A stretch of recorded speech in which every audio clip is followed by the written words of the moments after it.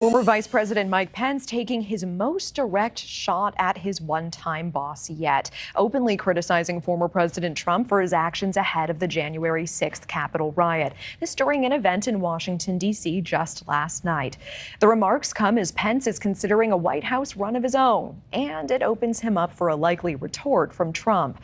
Correspondent Joe Khalil live for us in our nation's capital. And Joe, strong words coming from Pence.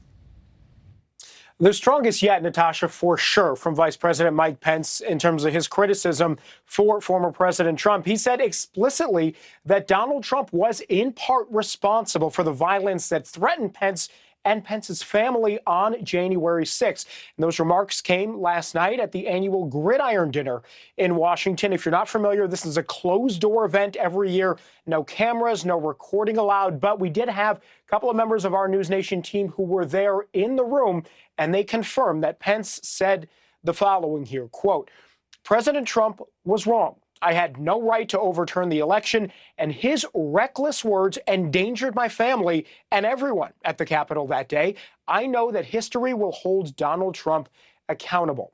Now, look, Mike Pence is very openly considering a run for president himself. It would put him squarely against the former president under whom he served as VP. And up until now, Pence has been really calculated and measured in his criticism of Trump, sometimes indirectly referencing the former president. But last night's comments, the first time that he really squarely put the blame for January 6th on Trump. Now, Donald Trump has not yet responded. We expect he might. He's traveling to Iowa tomorrow to give a campaign speech in Des Moines.